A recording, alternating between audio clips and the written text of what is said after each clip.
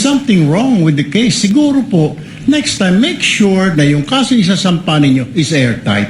Mukhang hindi siya really that qualified at sumasablay-sablay itong taon to. Thank you.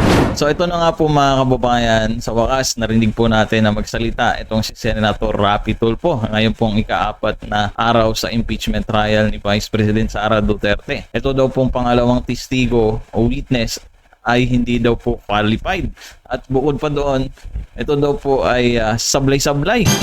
Pero bago po natin ipagpatuloy ito, huwag niyo po kalimutan mag-subscribe at i-like ang video natin mga kababayan. So ngayon, hindi na po natin patatagalin pa ito. Ito, panoorin natin ang video na to. Manifestation, You may Mr. proceed, sir. Presiding Judge. And question as well. Mr. Witness, You have 2 minutes. okay. Mr. Witness, a lot of questions were asked to you regarding the filing with the Office of the DOJ, in particular, regarding the docketing, dating, subscription for the investigation data form. Now, can you tell this court what exactly is your role and what did you do in relation to the filing of this investigation data form? Ano yung pinaka-role mo talaga dito? I Yung papel mo talaga dito? Yes, Your Honor. I instructed the executive officers as well as the agent on case to file our referral to the Department of Justice. So sila na ho ang nag-ayos niyan, sir, insofar as the investigation data form, insofar as other requirements. Ang instruction ko is comply with the requirement given by the Department of Justice, and then you submit it, and then kung ano yung kanilang guidance, you comply with it. Okay, Mr. Presiding Judge, in my humble opinion, I think the errors in the investigation data form should be answered by the receiving office, and I think he's not, hindi siya talaga yung dapat sumagot sa mga katanungan na binabato sa kanya ngayon. Mukhang hindi siya really that qualified at sumasablay-sablay itong taon to. Thank you. Noted. Ayan mga kababayan, narinig nyo po, ano? Hindi siya qualified at sumasablay-sablay pa daw po itong taong ito. So ipagpatuloy pa po natin. Senator Judge Erwin Tulfo, thereafter Senator Judge Alan Cayetano. Quick question, Mr. Presiding Officer, to the witness and You to have the 2 minutes, sir. prosecution or prosecutor here. Mr. Witness, kailan mo ba talaga final itong kaso laban kay VP? Yung una na affidavit po, Your Honor, nag-file kami January 30, if I'm not mistaken.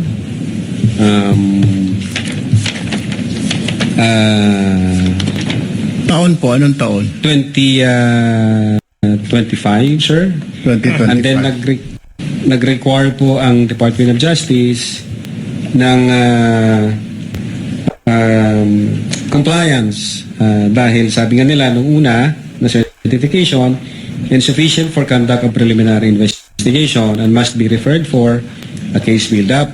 Now, ang ginawa po namin, kinumply po namin yung kanilang mga requirements, and then come 11 February 2025, niresubmit po namin yung aming affidavit of investigation, Your Honor.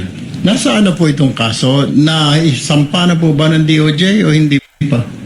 I think ongoing po ang preliminary investigation. 1 year preliminary. 1 year. Over 1 year. January to January is 1. February, March, April, May, June, July. Is that normal for the DOJ to conduct a preliminary about over a year, Mr. Witness? Di ko po masasagot, sir. Hindi ninyo masagot. Could it be, hindi po kayo nagtatanong sa kanila, Sir, ano problema? Bakit hindi po pa naisasampa sa korte yung aming isinampang kaso dito sa inyo? Hindi ko kayo nagtataka? Ang alam ko, sir, Your No, Honor. hindi kayo nagtanong po sa kanya, sa kanila kung bakit? May kulang pa po ba DOJ? Ano pong kakulangan?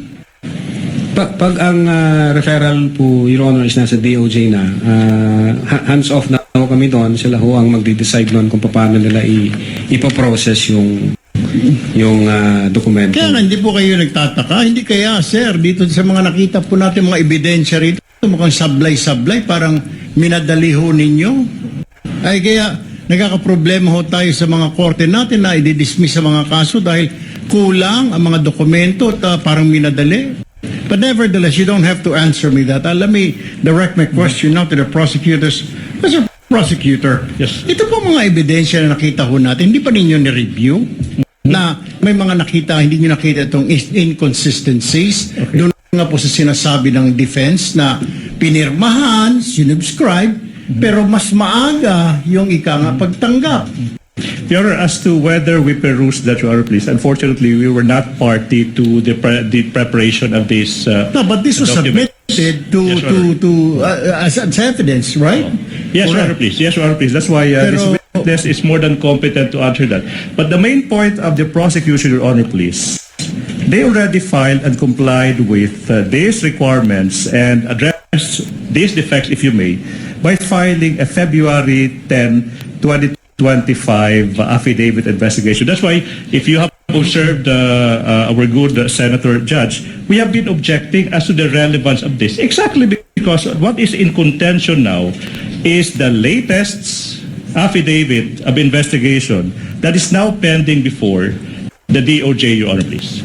All right. And just a quick manifestation to the NBI. Mr. Witness, next time po pag nagsampa ho kayo ng kaso, make sure, kaya nga I was asking you kanina, I already have this feeling something is wrong dahil sobrang tagal na sa DOJ ng kaso ninyo. There's something wrong with the case. Siguro po, next time, make sure na yung kaso isasampa ninyo is airtight. Tama po. Kasi madidismiss yan. Yung mga kaso na medyo hindi po tight talaga ang kaso. Ano po? Yes, Your Honor. Sayang naman yung inyong pinaghirapan. Doon, ang dami natin nakita. Totoo po lang na nagmura ang vice-presidente, nagbanta ang vice-presidente. Sangayon naman po ako, nakita ko naman po yun. Pero pagdating po yan, usually pag sa technicalities tayo nagkakaproblema. Don't forget that. Yes, Your Honor. Quick manifestation. Thank you. Thank you, Mr. Presiding Officer. Noted, Senator Judge Erwin Tulfo. Senator Judge Alan Cayetano, you have 2 minutes, sir.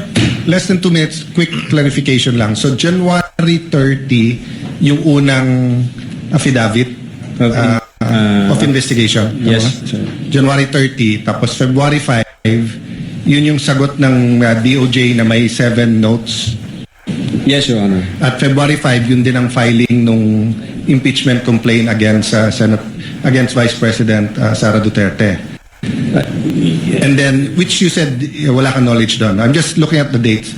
Then February 10, yung revised na dun sa mga ang ginamit ng DOJ word insufficiency, yung 1 to 7 na punuan, no? Or whatever the term is. So, ang sagot ng witness, sir, sagot mo yung February 3, baka attachment lang kasi nung una yon. Yes, sir, I think so. Pero hindi siya pwedeng attachment nung una kasi January 30 sinubmit yun eh. So, hindi ka naman pwede mag-submit ng January 30 na attachment mo February 3. So, you went 3 days into or 4 days into the future kasi may 31 yung January. Well, sir, siguro ang makakasagot po niyan si Agent Calilong, sir, since Okay. siya ang Yeah. senatory doon. I don't think you can answer it. Point ko lang, hindi logical na it was an attachment sa January 30 because wala pang February 3 nun eh. So hindi pwedeng post-dated affidavit. Second question lang, sa parehong investigative affidavit of investigation na sinubmit, walang input doon ang PSG, ISAF, PSC, ISAF, CIDG. So kayo lang yan. A statement, Your Honor, yung in-attach po namin. Yes. So what I meant is that questions kanina nung many here, including the Senate President Win Gatchalian, na did you consult the investigation ng PSC, etc. So nung final nyo to, walang input directly or indirectly ang Presidential Security Command, ang ISAF, ang PNP, CIDG, and anyone else, the National Security Council. So purely NBI to. No personal knowledge kung merong correspondence ng ibang agency with the director. Sorry, hindi kayo pwedeng walang personal knowledge kasi ikaw nag-file eh. Ikaw nakapirma dun sa affidavit. So you would know whether dun sa affidavit na yon they had input or not. No Yes, one Your else Honor. could know because you're the one who signed it. Yes, Your Honor. Insofar as the Cybercrime Division is concerned, kami po yun yung gumawa Yes. noon. So the answer is they had no input. Hindi ko alam kung... well, insofar as the affidavit is concerned, amin po yun, Your Honor. Now, kung correspondence between other agencies and the NBI, hindi ko na po alam kung may usapan Okay. yung Thank you. director Thank you, at saka ibang Mr. Presiding Officer. Thank you.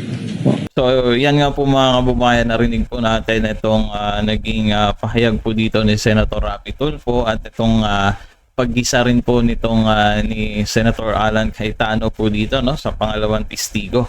So mga kababayan, kung meron po kayong komento, pwede nyo po i-comment yan sa baba. Maraming salamat po.